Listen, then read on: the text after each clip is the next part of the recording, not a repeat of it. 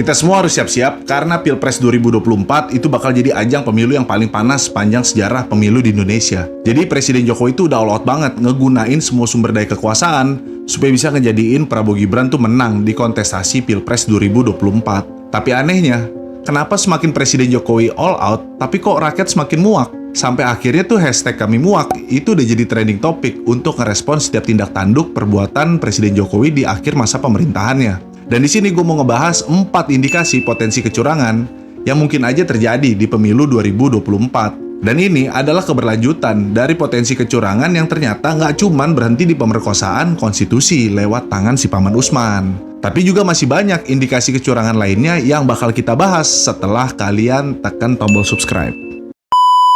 Oke, nggak pakai lama, inilah 4 indikasi potensi kecurangan pemilu yang mungkin aja dilakuin sama Presiden Joko Widodo. Jadi kalau kita ingat tanggal 30 Oktober kemarin, Presiden Jokowi itu manggil semua kepala daerah ke Istana Negara. Kira-kira tujuannya buat apa? Jadi udah gue catat, ada 6 pesan yang disampaikan oleh Presiden Jokowi. Pertama, mulai dari menjaga inflasi, melaksanakan reformasi birokrasi, sampai yang terakhir tuh Presiden minta supaya kepala daerah tuh ngasih dukungan kepada KPUD dan Bawaslu tanpa melakukan intervensi dalam bentuk apapun. Apa benar maksudnya begitu? Jadi tuh gue tuh tertarik sama kalimat Presiden yang minta supaya kepala daerah tuh jangan intervensi KPU dan Bawaslu. Coba kita pakai logika sederhana. Kira-kira kalau kita jadi kepala daerah yang berstatus pejabat sementara yang ditunjuk sama Presiden, kira-kira apa pesan yang bisa kita tangkap dari kalimat Presiden itu? Apa kalimat itu harus kita maknain lurus sesuai dengan kalimat Presiden? Atau kalimat itu bersifat opposite, alias harus dimaknain berlawanan dari kalimat yang diucapkan oleh Presiden? FYI, semua kepala daerah yang dikumpulin itu sebagian besar berstatus pejabat sementara yang memegang jabatan bukan karena hasil dari pemenang pilkada, melainkan mereka semua itu berstatus pejabat sementara karena pilihan Presiden dan Mendagri. Jadi ini semua masalah bagi-bagi kekuasaan, bukan masalah netralitas. Karena adanya rencana pilkada serentak di tahun 2024, makanya ada 271 kepala daerah yang langsung dipilih sama Presiden dan Mendagri. Jadi kalimat Jokowi yang minta supaya kepala daerah itu nggak intervensi pemilu, ya susah untuk dipercaya. Apalagi Mahkamah Konstitusi aja itu udah bisa diacak-acak sama si Paman Usman. Yang penting Gibran tuh bisa maju jadi cawapres. Jadi berdasarkan hasil temuan dari jurnalis Tempo, putusan MK kemarin tuh udah terjadi intimidasi ke hakim-hakim MK lewat oknum jenderal polisi yang secara khusus mereka tuh nyampein pesan dari Pak Lurah supaya putusan MK bisa ngelolosin Gibran untuk maju jadi cawapres. Ini kan gila. Dan kita juga jangan lupa, masyarakat luas tuh udah menganggap kalau Presiden Jokowi dan keluarganya ya udah jadi pengkhianat di partai yang udah ngebesarin mereka semua.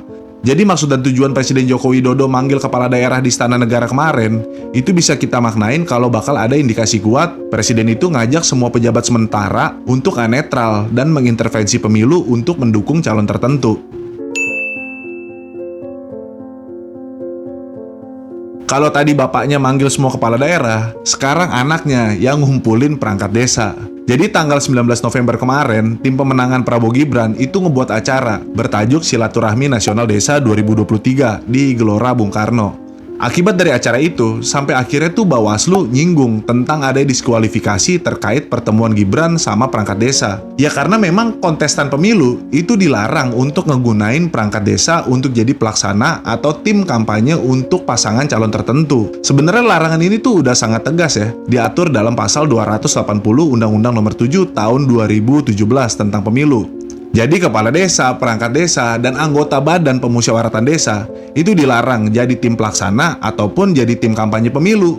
Jadinya aneh bin ajaib kalau ada salah satu kontestan yang justru ngegunain perangkat desa. Apalagi acara itu bukan diinisiasi dari pemerintah, tapi dari salah satu kontestan pemilu. Jadi pengumpulan perangkat desa ini juga harus kita lihat rangkaian dari niat busuk salah satu kontestan yang coba-coba menghalalkan semua cara yang penting bisa menang. Dan jujur ini bahaya banget kalau sampai ya nggak dikritisi dan nggak direspon.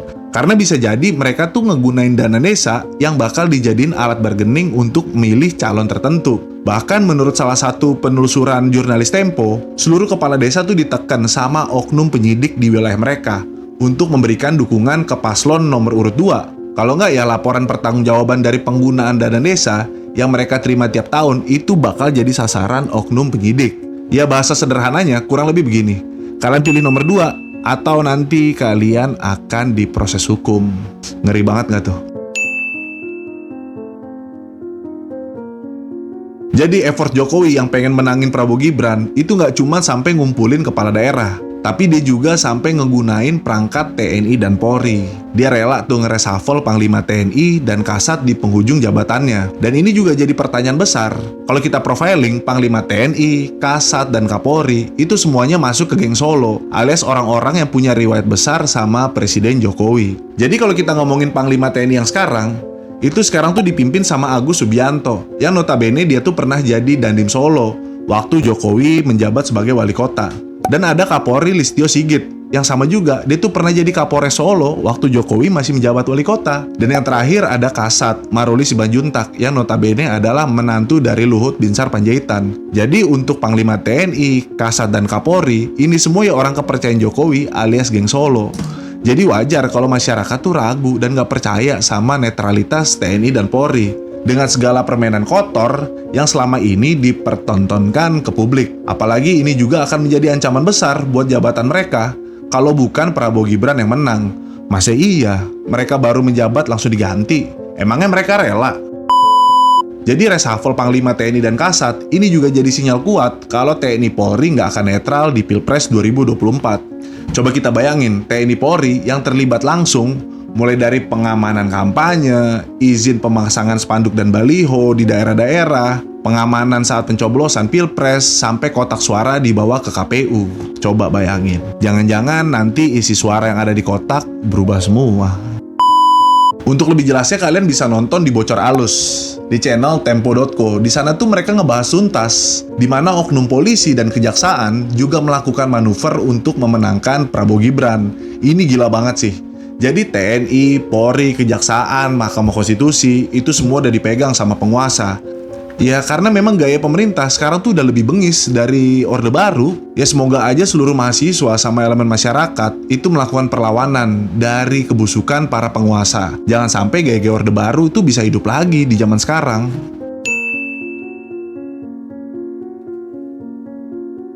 Saking sayangnya Pak Lurah sama anaknya, dia tuh sampai teken PP nomor 53 tahun 2023. Jadi kalau kita baca pasal 18, pejabat negara yang dicalonkan oleh partai politik atau gabungan partai politik peserta pemilu sebagai capres atau cawapres harus mengundurkan diri dari jabatannya kecuali wakil presiden, MPR, DPR, menteri, dan wali kota.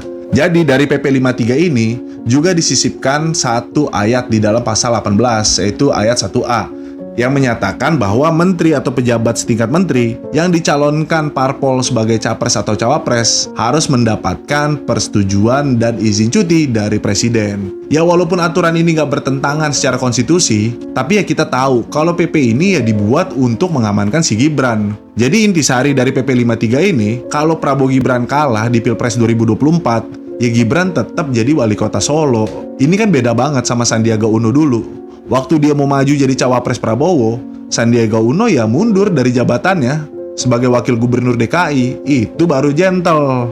Jadi udah banyak kekacauan dari pikiran dan tindakan Pak Lurah. Semoga kita semua tuh bisa melihat permasalahan bangsa ini secara utuh, supaya kekacauan pikiran penguasa nggak menular ke masyarakat.